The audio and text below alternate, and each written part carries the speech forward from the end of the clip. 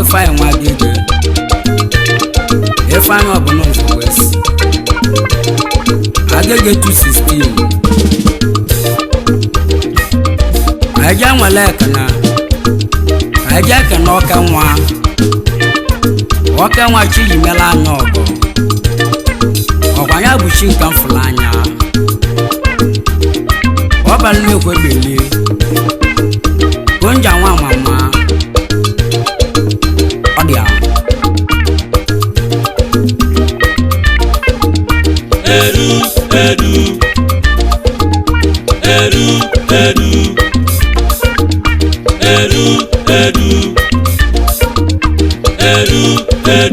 Konja nwa mama Konja no ya dele ma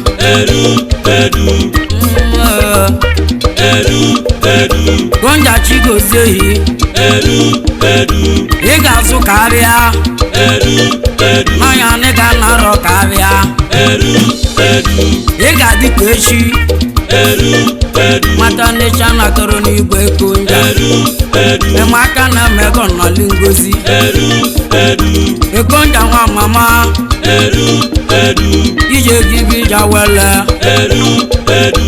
ma akpọsi ele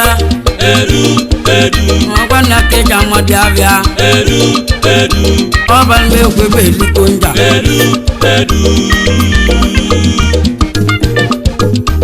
o nwere ive mmegwu ịma n'ọnụ bụ ọchụ tọrọ ọkọ ọnụ ji nwee bụrụ ọchụ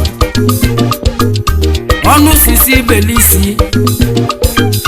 ma ịma n'ebelisi ya n'ọnụ ahịle maka na o metụta imi ngwa na ya n'oge metụta ọnụ mgbe mbido tiwe egwu nwa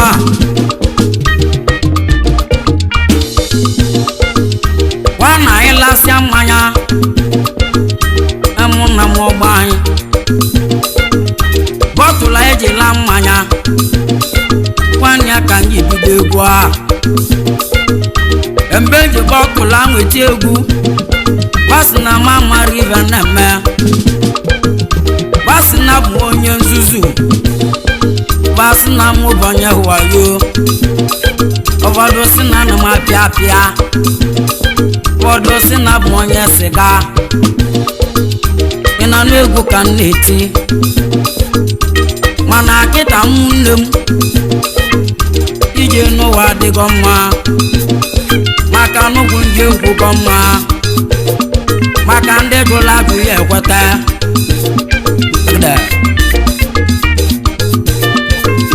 mana ọ bụ obele nwa akpụchuje ekwu ụmụ nwantị nwere obere ụmụ nwantị nwere obere ba nwanne ya biche mmanya mmiri a doro ka o ji bicha m anya mmiri o nwere ebe ntịle egwu a ọkpọ mebe anya Agege emune na Ifeanyi roshugune onwere anwale ibe ya emechi mba ọ sị nkere ibe bụ nsogbu asa na-ege bụ ngwa egwu ọ sị kere ụdị ngwa egwu ọ bụ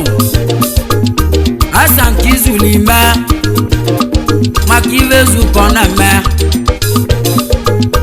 ogolmegba n'udu ya na-ekwe n'anya n'ịchaka so bịaghị ya ka kpọrọ ọkpọkọrọ n'ọbịa ka anyị bido egwu mụa ya eji m egwu m wee tikata ya eji m ibe mopo ike na Nnewi ka nwunye ya mụrụ nwa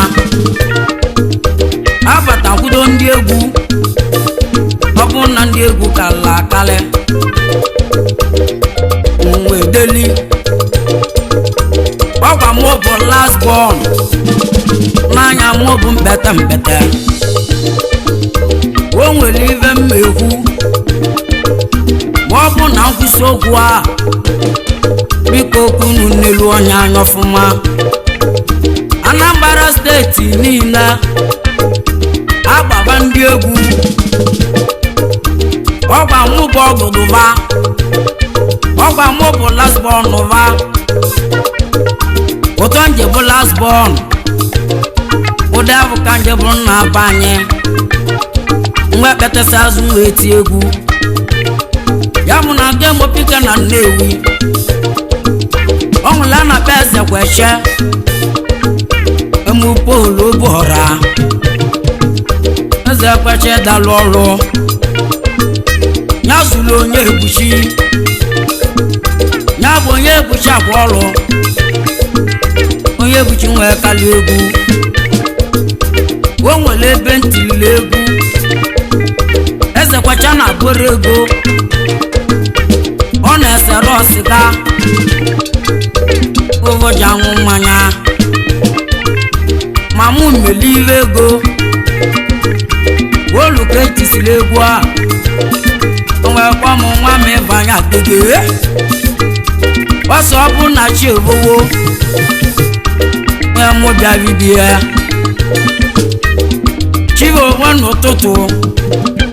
nwa jebe ebe Paris kweche eluta na be eze kweche nwee se jọji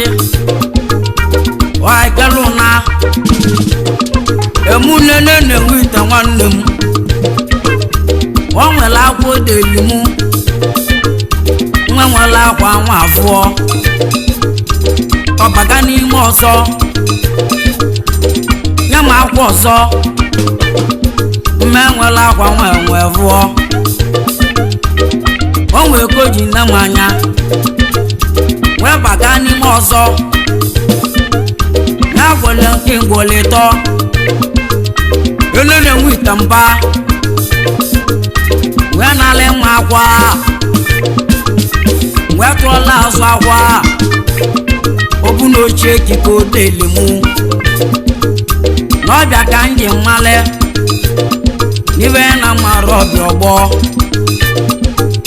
abejebe ebe onye egbuchi ya bụ onye egbuchi akwa ọlụ onye egbuchi nwedere m ovakwa uche m wee buzielu m ụzọ mgbe mmanụ ochie ekike odeli mụ mgbe bido egwu a ya etiri m egwu izi mụ ọmụ kava na gbalachawo maọbụ mụ kava na machal na basị na mgbe ekwurọ mma anya bụ egwu nnetili isi m wee tisi egwu a o nwere nwa chi ji lụrụ m ọrụ ọ bụ anya ka m na-ekwusi ma ọkwabalị m ekwe beli Konja Konja nwa mama ọ bụ nke nọnye na-ekpedi ma ọ bụ nke nọnye na-ekpe Konja nwa mama ya ka na ịka gọva ya ka na ịka gọva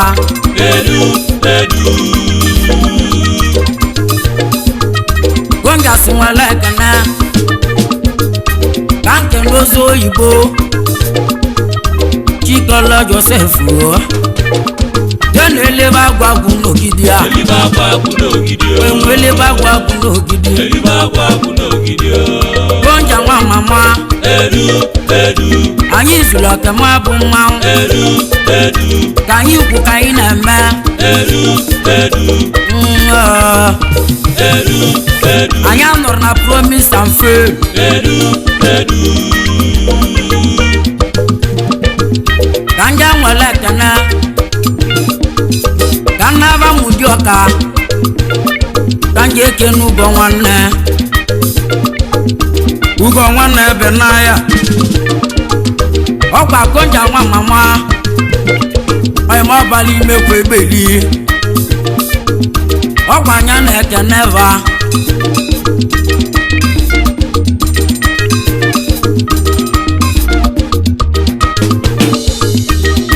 maka Obinna obi nwoye mme dalụ ọlụ na mme nya papu dị n'obi o ezi papa junior dalụ ọlụ mekene gị Innocent Okechukwu ọgwọba mmekwebe Konja obele nwachi gozila agozi ọgbanya na-ekene eyi ezi maka skasa nwa abata ube izuo dalụ ọlụ mmekene gị askasa ka nje kene eze ka onye mma eze ka onye mma ọgwọba mmekwebe nwanne ya na-ekene gị eze ka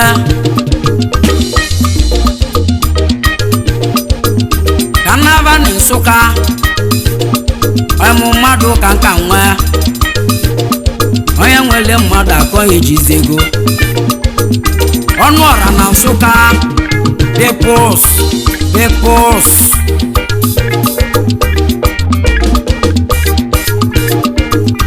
ọnụ ọra na Nsụka ọgwụ ọbalị mekwebe Konja nwanne ya na-ekene eyi eze makibe nwale eziokwu na ngwa eluzu na nka tionu ya ọja na mmụọ alụo ikpe nwale eziokwu na ngwa eluzu na nka ọbala tụle dibịa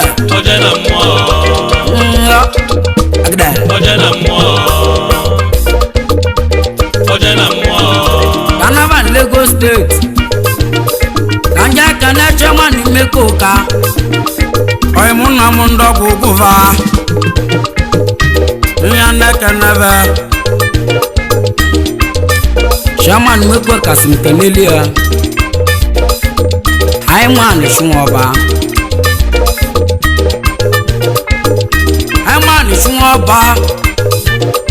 ekene kan nyegi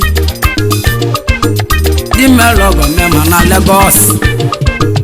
ai man shumoba kanja nwele kana high class ya buche n'obi nwa mekene gị obi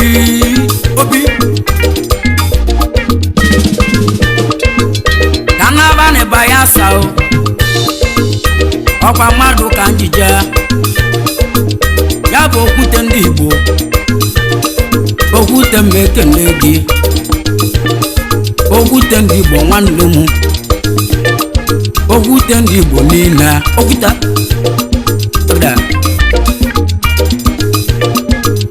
ka nje nwere ekene ka nkene klọbụ nwanne dị na mba ya na Lagos State ekene ka na-enyere nya bụ ndị otu mụ n'alụne ezi maka Chinonso aka na-eme kapeti dalụ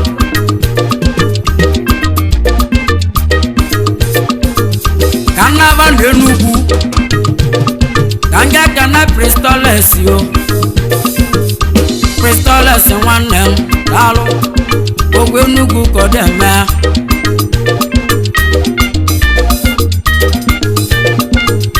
kanata n'Ibanye enesi n'ụna male mma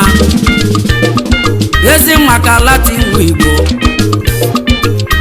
alati n'ideli ya bụ Okechi Ogugo ịnọ n'agba alele asị nga ebezina nwanne nwaya nwanne oke biko na asị ngideli Okechukwu ezi maka mojo nwanne ya mojo mekene gị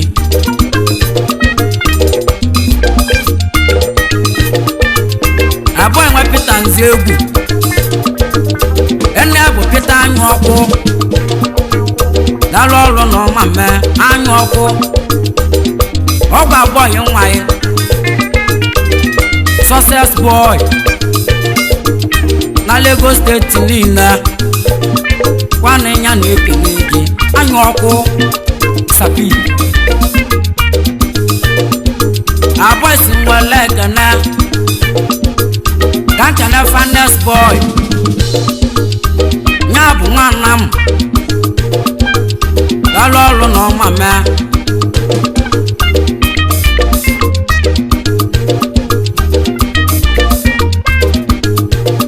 gezi maka Sunday ọnụ ọra Sunday ọnụ ọra nwanne m Sunday ọnụ ọra dịka Sunday ọnụ ọra dalụ ọrụ a Chiru nwa Johnson mba kanja nwere ekene kanja ekene aka igwe ya bụ Chiru nwa Johnson mba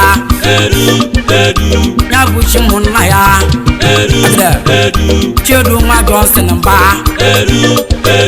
Chiru nọ ya dịrị gị mma asị gị ebezina maka nwunye nna nwe ya vanwụ n'obodo oyibo esi from obodo oyibo wee bulu ube wee bata Nigeria wee ne na be nna ya ịma na ọ dịrị izi ma ịma n'elu anya ere nwunye eji nwụrụsịa ya na nwa ya Chinedu na-agba akwa Chinedu nwa Johnson mba. Don't forget to like our videos and hit the bell icon to stay updated with the latest.